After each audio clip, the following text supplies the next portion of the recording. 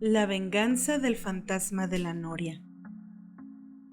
La mayoría de las abuelas latinas siempre tienen anécdotas para mantener a los niños a raya para que se porten bien con cosas como: si no me haces caso te voy a vender al viejo del costal, o va a venir el cucuy y te va a llevar, o si no te duermes se te va a aparecer la llorona, o la típica mentirilla de que si se te caía algún dulce al suelo, decían cosas como ya lo chupó el diablo o cosas así. Eso yo lo sé porque vi a muchas abuelas o a mis propias tías o incluso hasta mi madre aplicaba alguna de esas tácticas de terror. Pero mi abuela no era así. Ella nunca nos regañaba o nos corregía. Ella siempre nos ha dejado hacer lo que se nos antoje. Y lo digo en tiempo presente porque todavía vive. Y aunque está a punto de cumplir 100 años, es la reina de las alcahuetas. Obvio, todos los nietos la adoramos por eso. Pero no, mi abuela jamás nos asustaba para controlarnos, ni se inventaba tonteras. Entonces, todo lo que nos llegaba a contar eran historias reales de cómo vivió su niñez en su rancho. Pero 3 de sus historias de su juventud sí nos asustaron, sobre todo por los detalles de las historias y por las consecuencias que tuvieron.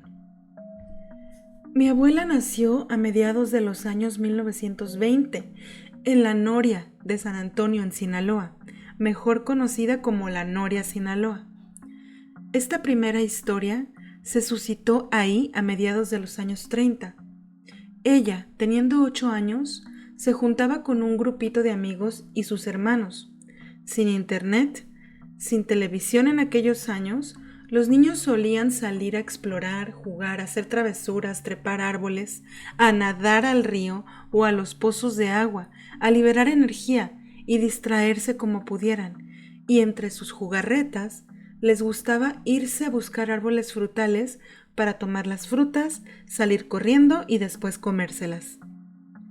Aunque La Noria es un pueblo muy pequeño, donde vivía mi abuela era una casa humilde. Entonces, a los chiquillos les gustaba ir a las casas no tan humildes y jugaban por ahí. Mi abuela me contó que eran 5 niños que siempre andaban juntos, incluyéndola a ella. 2 de ellos ya tenían 11 y 13 años. Eran los más grandes y los que hacían las diabluras más pesadas. Habiendo tantos lugares a donde ir a jugar, tanto espacio, tantas actividades, los 2 más grandes siempre iban a molestar a casa de una señora de edad avanzada que tenía un naranjo de pequeño a mediano afuera de su casa. Solían cortar las naranjas y se ponían a corretear justo afuera de la casa de la señora. Y siempre sucedía lo mismo. Ellos llegaban, gritoneaban, tiraban piedras a la ventana de la señora o le pisoteaban las hierbas de su jardín solo porque disfrutaban haciéndola renegar. Como mi abuela me contó, era una señora grande, pasaba de los 70 años. Era viuda, ninguno de sus hijos vivía con ella. Estaba completamente sola viviendo en esa casita y tenía que lidiar con estos niños maleducados que iban a fastidiarla durante algunas tardes. La rutina era llegar, jugar, molestar y sacudir su árbol de naranjas, tuvieran frutos o no, solo por hacer la maldad. La señora siempre se ponía a gritarles sandeces desde la ventana que daba a la calle enterregada, diciéndoles groserías y que ellos se las iban a pagar por molestarla así. Ellos le bailoteaban, le sacaban la lengua, le hacían señas obscenas, sacudían su árbol, le tiraban piedras a la puerta o a la ventana, o molestaban a un par de perros que estaban ahí afuera de la entrada de su casa. La señora se cansaba de gritar, se ponía a llorar del coraje y se tomaba la cara de desesperación. Cuando llegaba a ese punto, se movía lentamente de la ventana a su entrada y cuando se escuchaba el rechinar de su puerta era la señal para salir corriendo de ahí, riéndose de su gran hazaña de arruinarle el día. Obviamente eran más rápidos que ella, nunca los alcanzaría. No era una actividad diaria, pero sí era constante. Eran nefastos contra la pobre señora. Mi abuela decía que no era parte de la tortura mental que la señora sufría, pero ahí andaba con ellos, y tampoco hacía nada para solucionarlo. Ella también estaba ahí, y también se reía de lo que pasaba. Era la segunda más pequeña del grupo de amigos. Uno de los más grandes, que era precisamente de los peorcitos, era su hermano. Un día, en su aburrimiento, procedieron a hacer lo mismo, ir a importunar a la señora. Llegaron, comenzaron su gritonería, su pisadera de jardín, sacudir su árbol, y la señora no se asomó a decirles nada. Les salió por detrás de unos árboles a corretearlos a toda velocidad según sus posibilidades, pues era muy lenta, y traía una rama para pegarles. Ella se agarró soltando varazos al aire, y ellos se acercaban, los esquivaban y se burlaban. El juego se había tornado más intenso porque ya era molestarla físicamente, a ella jalándole el rebozo, las enaguas o acercándose a empujarle los brazos. Pero la señora se cansó, obviamente por su avanzada edad, y decidió entrar nuevamente a su casa, mientras les dio la espalda. Tomaron unas piedritas pequeñas y se las lanzaron a la espalda. Ella cerró la puerta y de nuevo se asomó a la ventana y les gritaba: «¡Me las van a pagar! ¡Me las van a pagar! ¡Me las van a pagar!». Lo repitió tantas veces que ya no resultó divertido y se fueron del lugar. La siguiente ocasión llegaron y lo mismo de siempre: gritar, correr, aventar piedritas a la puerta, sacudir su naranjo y lo mismo. La señora abrió la puerta con un cucharón de madera en mano y se puso a corretearlos dando cucharazos al aire. Y nada, no les atinaba, pero en un movimiento rotundo logró conectarle un cucharazo en la cabeza al hermano de mi abuela, bien dado, con fuerza, contundente. Cualquiera que lo hubiera visto hasta gusto le hubiera dado. Pero él, después de sobarse del coraje, jaloneó a la señora y mi abuela y el resto tuvieron que agarrarlo. La señora se metió riéndose de él, pues era una pequeña victoria personal contra el más abusivo de todos. Cuando se encerró, él se puso a patear el naranjo y a jalarle las ramas. La señora se asomó a la ventana y continuaba riéndose de él, hasta que él logró arrancarle una rama gruesa al naranjo, y ella se molestó, dejó de reírse y otra vez comenzó a gritarle groserías, y le decía que ya se largara, que dejara su árbol en paz. Y él, al ver eso, al ver que sí le dolió, siguió jaloneando el árbol hasta que lo quebró, porque no era un árbol ni muy grueso ni muy alto, y en su maldad, porque sí, eso era maldad pura, logró destruir su árbol. La señora le gritó nuevamente: «¡Me las vas a pagar!», y salió de nuevo con el cucharón en mano. Todos le dijeron que ya la dejaran en paz. Y sí, comenzaron a caminar de vuelta a sus casas. Mi abuela y su hermano caminaron juntos a su casa, y en una de esas que voltearon hacia atrás, venía la señora siguiéndolos. Pensaron que la intención de la señora era acusarlos con sus padres. Entonces ellos cambiaron de rumbo hacia donde estaba su papá trabajando en el campo. Y ellos le comenzaron a gritar que una señora los estaba siguiendo y que quería pegarles. El papá, obviamente, o sea, mi bisabuelo, se molestó. Cuando divisó que la señora iba acercándose, fue hacia ella, se agarraron gritoneando los dos por defender a sus hijos. La señora le explicó lo que pasaba, el papá no le creyó, defendió a sus hijos mal portados y la señora se regresó toda frustrada a su casita. Algunos días pasaron y ya se habían calmado los ánimos, y otra vez fueron a molestar a la pobre señora, pero solo mi bisabuela y su hermano.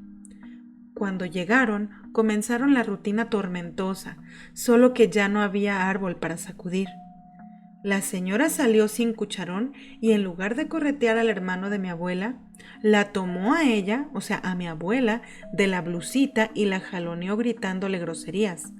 Entonces el hermano de mi abuela corrió a buscar una piedra del tamaño de su mano y la aventó tan fuerte como pudo desde el rincón donde encontró la piedra.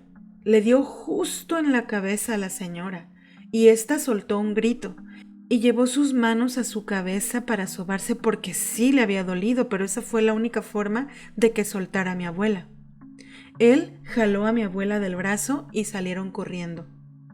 Al día siguiente se lo contó al resto de los amigos, que no les pareció que la señora jaloneara a mi abuela, y fueron decididos a molestarla de nuevo. Llegaron y esta vez tomaron muchas piedras grandes y se las aventaron a la puerta a la ventana. La señora se asomó y les dijo que desde el infierno iba a jalarles las patas. Pero estos comenzaron a bailarle de forma burlona, haciéndole caras y comenzaron a gritarle: «Vieja fea, vieja burra, vieja voz de perro», y así muchas veces, hasta que la señora gritó una última vez: «¡Me las van a...!», y antes de completar la frase, cayó al suelo. En eso se quedaron calladitos, se acercaron a la ventana y vieron que la señora estaba tirada. Prometieron no decir nada y se fueron. Unos días más tarde, se corrió la noticia de que cada que alguien pasaba por ahí olía a perro muerto. Así que se juntaron algunos cuantos hombres mayores a verificar qué pasaba en ese lugar. Y cuando se asomaron, pues sí, la vieron ahí, inerte. Llamaron al encargado del pueblito y se procedió a darle santa sepultura, entre comillas. En vida nunca la ayudaron y en la muerte, como no tenía familiares ni le conocían a nadie, la enterraron donde pudieron, ni siquiera en un panteón. Según mi abuela, ni misa le hicieron. Entre vecinas chismosas se corría el rumor de que se le paró el corazón porque ya estaba muy vieja, otras de que era muy enojona y que a lo mejor se murió de un coraje. Pero otras decían que según cuando la revisaron traía un golpe mal curado en la cabeza y no sabían si el golpe fue por la caída o por otra cosa, pero no le dieron la importancia de investigarlo. Después de eso, el hermano de mi abuela comenzó a soñar a la señora y decía que le iba a jalar las patas, ya ven, creencias de rancho, pero sí le bajó bastante andar haciendo maldades después de eso. Cualquiera pensaría que la historia concluyó ahí, pero no. Semanas pasaron y los vecinos andaban asustados porque decían que esa señora se aparecía merodeando el pueblo. Obvio, se convirtió en una pequeña leyenda de pueblo, sin tanta importancia, pues había leyendas más terroríficas que una viejita apareciéndose en ese lugar.